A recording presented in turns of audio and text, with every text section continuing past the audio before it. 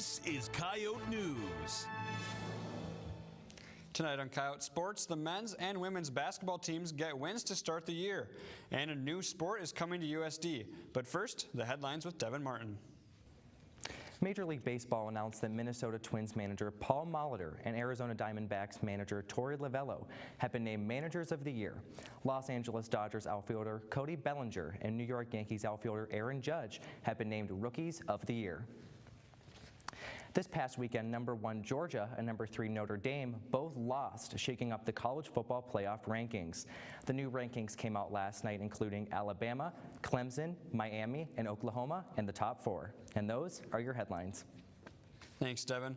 2 years ago, Miles Bergner hit a 33-yard field goal as time expired to give USD an upset victory against NDSU. That was the last time the Coyotes were in Fargo. This weekend, the Coyotes returned looking to bounce back from a loss at UNI. The Bison were also coming off a loss to SDSU. The Yotes weren't messing around on their opening drive. Chris Strevler looks to throw. No one's open, so he takes it himself and finds an opening. He goes 19 yards and slides into the end zone, giving USD a 7-0 lead. NDSU would come firing back. Seth Wilson takes the handoff, makes one man miss, and then makes another man miss, and he powers his way in for a touchdown as they take a 21-7 lead. Midway through the second quarter now, Chris Strevler does it again. He lowers his shoulder. He's in for an 8-yard TD, and the Yotes close the gap to just 7. But it would be all NDSU after that. Ty Brooks gets the handoff right here. He goes untouched, 54 yards to the house, and the Bison go on to roll in this one, 49-14. The Coyotes drop a second straight game and fall to 7-3 on the season. They close the regular season this Saturday as they welcome their rivals from the north, SDSU, to the Dakota Dome. If you've attended a USD sporting event, you would have heard music, seen graphics, and watched video that contributed to your experience. Coyote News' Taylor Kidd talked to the students behind the production. For every song, graphic, or video at a USD sporting event, there's a student bringing that experience to life. Joe Tente, the Assistant Athletic Director for Marketing, has a team of USD students who manage Gameday Production. Started here 4 years ago. We had student workers then, and just kind of how we have to get things done. We have a lot of things that have to happen in the arena, and so students, they are kind of what makes it tick. Although Tente says his production staff is mainly sports marketing or media majors, anyone from any major is welcome to join the team. Between camera operating and DJing, there are several jobs students have on game day. So we have to basically run the event from both a production standpoint and on the field making the script. So I write a script every game, and that's what we follow for the PA, the music, the lights, all that stuff. We've got people in the production room that run our technical director and our equipment that does our stream and graphical overlays and lights and music. We have a DJ. So basically anything you can think of to run the video boards or run the event, and that's us. Students on the Gameday production staff gain more than just money for their work. For many, it's the experience that drew them to the job. I've always wanted to do sports, either announcing or even just running cameras, stuff like that. And when I heard this opportunity was available, I decided to jump on it. And I think it's a great opportunity for students, to work these games and get more experience and hands-on before we go out in the real world. For Coyote Sports, I'm Taylor Kidd. Students interested in a job with Gameday Production can contact Joe at joe.tente@usd.edu. The women's basketball team started the year by nearly upsetting Iowa State in Ames on Friday. Last night they hosted Creighton for their home opener. The Yotes would show off their defense early as J.C. Bradley gets the steal, takes it to the other end. She gets the hoop and the harm. She had 8 points on the night. Later, Chloe Lamb gets in on the action. The freshman from Sully Buttes gets the jumper to fall. And last year's freshman standout Kira Duffy takes this one to the hole and gets the floater to fall as the Yotes take a 12-point lead into the fourth quarter. I think it's safe to say that Creighton coach Jim Flannery wasn't pleased with his team's play. Allison Arns would seal the deal with a deep three-pointer as the Yotes go on to win 73-68. USD travels to take on Wichita State Saturday afternoon. Monday night, the men's basketball team traveled to Bowling Green, and just like the football team earlier this season, they won.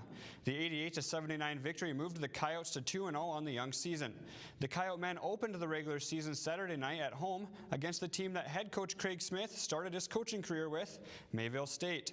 It wouldn't take long for the Yotes to get going in this one, and Coyote fans are getting used to seeing this. Matt Mooney takes the pass and launches a deep three and hits nothing but net. We'll see much more of that throughout the season, I'm sure. Later in the first half, Trey Birch Manning spins around the defender and his spinning jumper falls. The Yotes take an 11-point lead into the half. It would be all Coyotes in the second. Joshua Doss gets the steal and he throws it down as USD starts to blow this game open. Great ball movement here sets up Brandon Armstrong, who gets the three ball to fall, and the Coyotes go on to win 87-59. The Coyotes are in Fort Worth, Texas tonight for a battle with TCU. A new sport is coming to USD. President Abbott and Athletic Director David Herbster announced yesterday the addition of a women's triathlon team as the 18th varsity sport at USD. Coyote News' Lauren Solik is live in the muck with Associate Athletic Director Jamie Oyen, who will be overseeing the new team. Lauren? Thanks, Devin. USD currently has 10 women's sports and 7 men's sports, making the triathlon the 11th women's sport. So, Jamie, why did the school decide to add this sport? We were looking for adding more opportunities for female student athletes on our campus. Since our campus enrollment is about 60% female, 40% male, we were looking to add some more opportunities for females, and women's triathlon seemed like a great fit. So, assuming that USD follows the Title IX compliances, does the addition of this women's sport mean that there will be more men's scholarships available? It actually leaves men's scholarships where they're at, so there's no changes in the other direction. Things stay the same, and it just allows more opportunities for females on our campus. And so is this a Summit League sport, and where will they compete? It is not a Summit League sport. At this point, it's an NCAA emerging sport, so we will compete in open events across the country, and we will compete against other intercollegiate teams in Division I, Division II, and Division III at those events. Awesome, thank you. Thank you. USD is the 20th school in the nation to add this sport. Live from the muck for Coyote News, I'm Lauren Solik. Thanks, Lauren. The USD volleyball team hosted Denver in the final match of the regular season Friday night.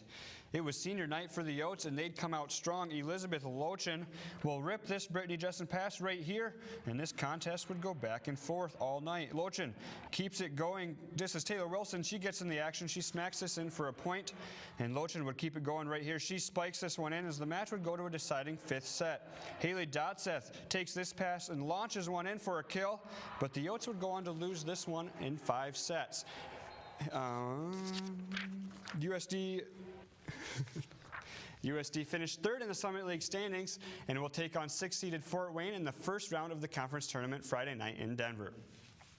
For the second straight week, the swimming and diving team swept the Summit League weekly awards. Sarah Shank and Isaac Morris took Diver of the Week awards. Shank wins the award for the 3rd time this season after winning the 3-meter dive at the Iowa Tri-State Duels. For Morris, it's his 4th career weekly honor. Sabrina Sabadiano and Hunter Paget won Swimmer of the Week honors. Sabadiano won the 200-yard backstroke, and Paget brings home the award for the 3rd time in his career. The Yotes return to the pool for the Rochester Invite in December.